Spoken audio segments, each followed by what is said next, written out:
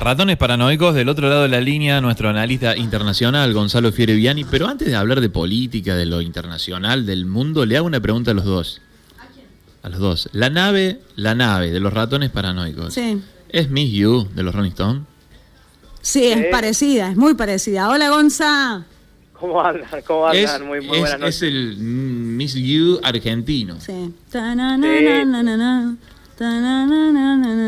nave. Sí, puede ser, puede ser. Sí. Además los ratones son los Stones argentinos. Pero claro, no, a ver, están afanosamente inspirados. No hay ninguna duda. No, pero claro. Jamás le robaron nada. Ni siquiera No, el estilo. Pero hay que saber robar con elegancia y los ratones Sí, lo sí. hacen bien. Exactamente, Sí. exactamente. Tuve la posibilidad, bueno, algún día les voy a contar cuando salí, fuimos a un boliche bailable de acá con Juanse. Algún día les voy histórico. a contar. Sí, una muy buena historia. Che, estaba hablando Cristina, me parece, ¿puede ser? Sí, hace una hora aproximadamente. Hace una hora. Bueno, acá estamos en la radio dándole. Veremos los resúmenes, Anabela. Y sí, después en Twitter vamos a ver qué es lo que destacan. Muy interesante el discurso, yo lo vengo escuchando hasta recién. Perdón, te interrumpimos. Sí, me interrumpieron el discurso, no, pero lo vengo escuchando hasta recién y muy interesante. Viene hablando básicamente de la dolarización y recetas económicas que ya se hicieron en Argentina como la convertibilidad y que no funcionaron, y funciona la dolarización es absurdo y no funcionaría. Yo lo que destaco, más allá de eso, con lo que coincido en todo, es que Cristina está haciendo un diagnóstico electoral, ¿no? Porque nombró a Milei sin nombrarlo varias veces. Claro. O sea que está viendo con quién polarizar ya. Eso es lo Exactamente. que leo yo a priori, ¿no? ¿No? Bueno, y estas cuestiones, ¿no? Estas medidas que son más para seducir a un público para que te vote que como para tomarlas si te toca gobernar, ¿no? Sí, no es serio. No son medidas serias. Bien, querido Gonzalo, bueno, hagamos un panorama internacional. ¿Cómo sigue el tema de Donald Trump, que veo que sigue complicado con lo que es la causa, Gonzalo? Sí, la causa continúa su cauce, valga la redundancia, y todo indica que en los próximos meses Trump probablemente sea condenado, seguramente le den una probation, no va a cumplir, por supuesto, tiempo en la cárcel, seguramente se arregle eso, pero lo interesante es que estos días se vienen dando unos movimientos electorales en los Estados Unidos. Ayer el martes Biden anunció que va a ser candidato a presidente. ¿Sí? El año que viene. ¿Anunció eso?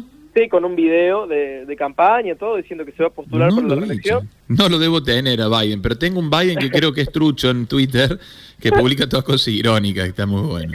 Claro, entonces sí. No, pero sí, se postula y hoy salió un spot de campaña de Trump también. Así que hay grandes posibilidades que la elección de 2024 sea una reedición de las elecciones de 2020, ¿no? Claro. Biden contra Trump. Nuevamente, bueno, obviamente para seguir analizando lo que pasa en un país que, bueno, la verdad que es una influencia tremendamente mundial, ¿no? Lo que ellos hacen, Sí, lo que sin duda. deciden y así es. Gonza, sin duda. hay algo que te quiero preguntar. Esta medida que tomó el ministro de Economía, Massa, con respecto a de comercializar con China en la moneda china, ¿no? Bueno, ¿qué se comenta? Porque veo que Brasil también fue como el primero que toma esa medida. Lula, Sí. ¿qué te parece o qué aparece en los foros internacionales sobre estas situaciones? Bueno, claramente esto bien nombrabas a Lula, porque Lula cuando estuvo en Beijing hace un par de semanas, él dijo que era momento de empezar a desafiar la hegemonía del dólar y empezar a negociar en otra moneda, ¿no? Empezar a negociar los países latinoamericanos con China, por ejemplo, negociar en yuanes, los países latinoamericanos, Brasil, por ejemplo, con Rusia también va a negociar en yuanes, no solo con China, Rusia, por supuesto, para sortear las sanciones y para salir un poco de la situación de aislamiento.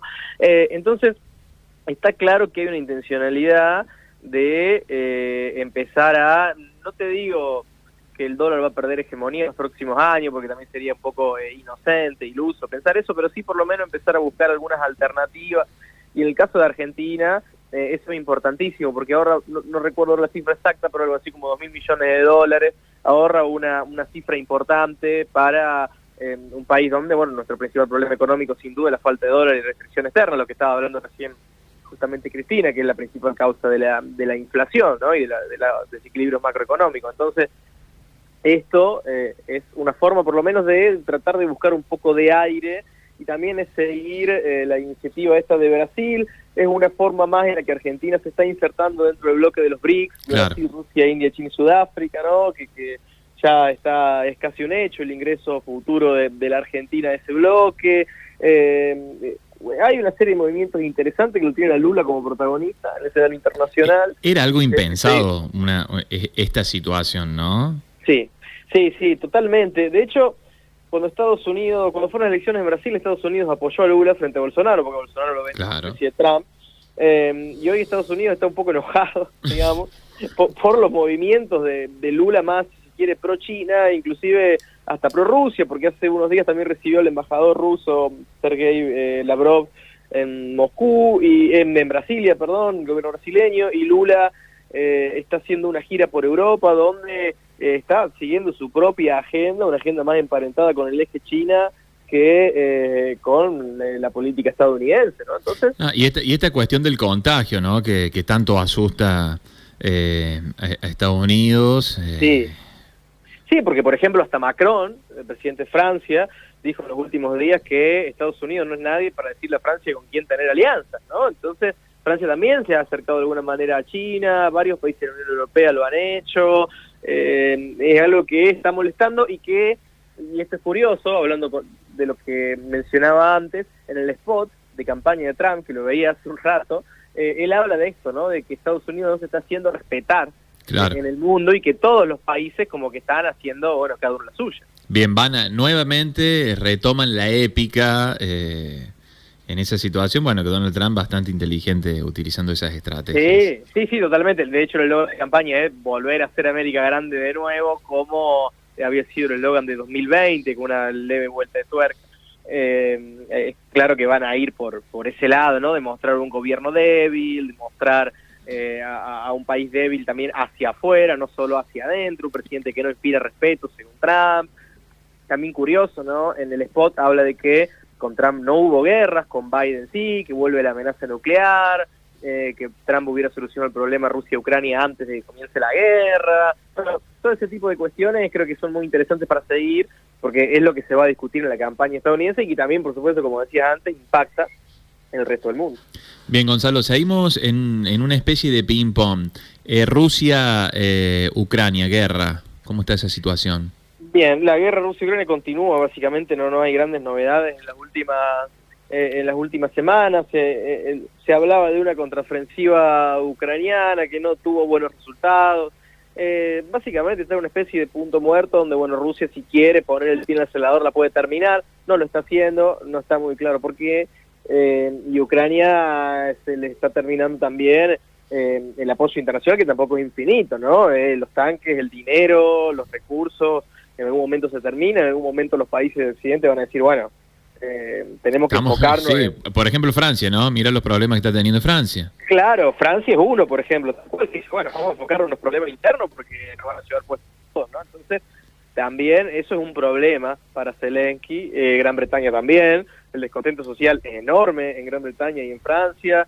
Está creciendo el descontento en Alemania, en Italia. Es decir que los países europeos occidentales están empezando a tener también cuestionamientos internos cada vez más grandes, y esto va a hacer que, bueno, a medida que disminuye el apoyo, no sé la verdad hasta qué punto puede existir Zelensky.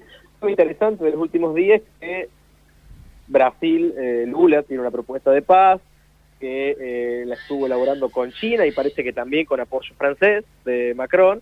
Hay que ver entre estos tres qué pueden hacer. Son sobre todo Lula, ¿no? Es un actor muy respetado, y China también, por supuesto, por Rusia.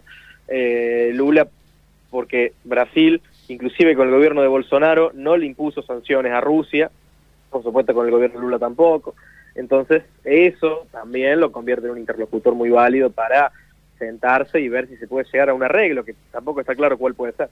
Así es. Gonza, hoy se cumplen 20 años de la llegada de Néstor Carlos Kirchner a la presidencia de la Nación, ¿no? Que, a ver, reflexionemos un poco sobre el flaco. Sí, bueno, primero yo creo que nuestra generación, yo tengo 31 años, nací en el 91, fue el tipo que nos hizo creer en la política, sin ninguna duda. Y veníamos de una época que la política no nos interesaba.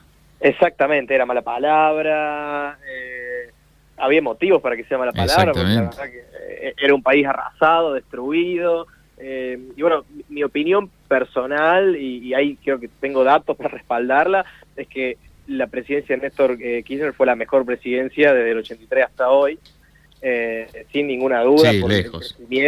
por el crecimiento de tasas chinas durante esos 4 años, por los superávit gemelos. Argentina fue uno de los pocos periodos en toda nuestra historia donde vendimos más exportamos más de lo que importamos. Exactamente, derechos humanos, fuimos un ejemplo mundial. Humanos.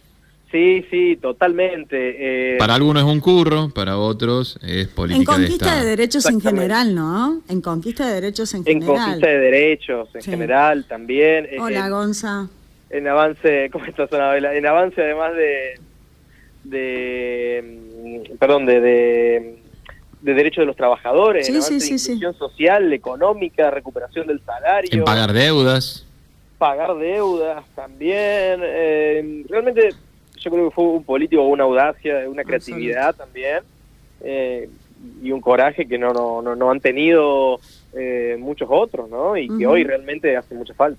Hay algo que no podemos evitar, hablando con vos un poco de política internacional, pero nos metemos de lleno en la política nacional. Néstor Kirchner y el renunciamiento que hace Alberto Fernández a la búsqueda por una reelección, ¿no? Digo Néstor Kirchner porque él mismo lo nombra en su discurso, y por ahí la omisión de la vicepresidenta genera todo tipo de especulaciones en propios y extraños. Sí, lamentablemente hay que decirlo de alguna manera, el tipo de no liderazgo de Alberto es la contracara del liderazgo de Néstor, ¿no? Ni hablar. No ha podido liderar, no ha podido imponer su impronta a la época. El otro día leía una columna, no recuerdo de quién ahora, que decía que la época de Alberto es una época a la que nadie iba a querer volver, ¿cierto? Nadie iba a reivindicar el albertismo, ¿no? Que al final nunca nació. Que había, que de alguna forma nos tocó la pandemia, ¿no? Que fue algo muy, muy raro para todos, inédito, y que él en su momento se había impuesto. O sea, no sé si se acuerdan los primeros meses que se había impuesto y después... Me da la sensación de que ante esa adversidad que era absolutamente desconocida, se tomaron las decisiones correctas. Sí. Comparto. Pero una vez terminada la pandemia, había que empezar a gobernar en todas las otras áreas, ¿no? Ya está, ya lo superamos, en salud nos defendimos como pudimos, la pasamos mal, pero no tan mal como en otros lados, y ahora viene una economía que hay que reconstruir, un país que hay que reconstruir, ¿no? Ya venía golpeado, y ahora... Sí, comparto plenamente. Yo creo que los primeros 3 meses del gobierno de Alberto, bueno, es cierto, él creo que gobierna, son muy pocos los días, no sé si llega a los 100 días hasta que viene la pandemia, ¿no? 100 y pico de días, muy poco realmente. Y después, o sea, toma las decisiones que había que tomar en ese momento, creo que fueron correctas. Hoy visto con el diario del lunes, creo que el gobierno no podría haber hecho otra cosa, hizo bien, pero como bien decía Anabela, después no podés gobernar un estado de excepcionalidad permanente, ¿no? Porque la pandemia terminó y volvés a ser un país relativamente normal, ¿no? Y ahí es cuando tenés que realmente poner tu impronta y gobernar, y lamentablemente no. No hay que ignorar que a muchos países le ha costado salir. Bueno, de hecho Francia hoy está prendido a fuego, y así como Francia, a otros países europeos. Los oficialismos le está costando muchísimo. Les cuesta, pero a nosotros nos toca esta realidad, y Alberto es el presidente de todos los argentinos, y nos sentimos como un poco desamparados, desilusionados. Bueno, y recién reivindicábamos a Néstor, ¿no? Que ante la duda, tomar esa decisión más osada, práctica, que beneficie a la mayor cantidad de las personas. Bueno, eso es lo que se pedía y no lo vimos. Claro, es el contrato electoral, por decirlo de alguna manera, tal ¿no? cual. De siempre tomar decisiones osadas y que, como decía Mati, de que beneficien a la mayor cantidad de personas posible, que era lo que hizo Néstor siempre, y lo que hizo también Cristina, con algunas, que se le puede cuestionar algunas cosas, pero lo que no se le puede cuestionar es eso, ¿no? De que nunca tomó una decisión que no tenga en mente tratar de beneficiar la mayor cantidad de personas posible. Y el gran problema de Alberto, creo yo, él dice en el video el renunciamiento, que nunca tomó una decisión en contra del pueblo. El gran problema es que nunca tomó una decisión, o por lo menos eso es lo que se ve, ¿no? Eso es lo que se siente. Claro, lo que se siente es eso, es que nunca tomó realmente una decisión. Es cierto, no endeudó al país como el macrismo, no representó la gran tragedia que fueron los 4 años de Macri. Tienen que negociar continuamente con el fondo, la deuda que tomó Macri, pero bueno. Sí, muchos condicionamientos, pero bueno, Néstor también tenía condicionamientos, quizás peores. Yo creo que peores, sí. Peores porque no tenía consenso en su momento. Sí. Y venías de un país destruido. Así es. Completamente destruido, con 20% de votos. Tenía Néstor 23, 22% 23, de votos. no me lo olvido 23. más a la cifra, 23. Che, qué lindo que hablar con Gonzalo, ¿no? Ay, sí, La por pasamos favor. Lo que pasa es que le estamos interrumpiendo el discurso. Sí, sí. Claro. Gonza, bien.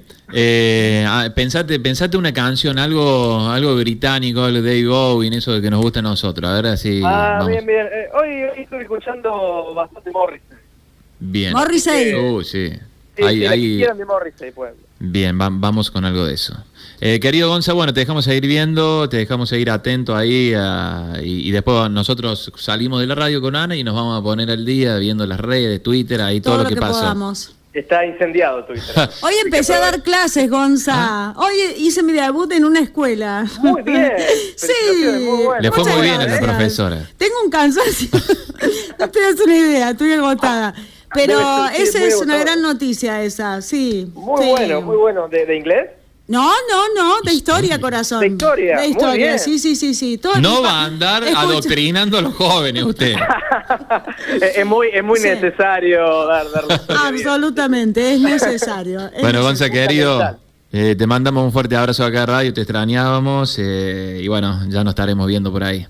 Sí, un abrazo grande y bueno, nos escuchamos la semana que viene. Un saludo también a todos los oyentes. Después se lo tiro así para dejarlo a él con la duda y si tiene ganas me lo responde en Twitter.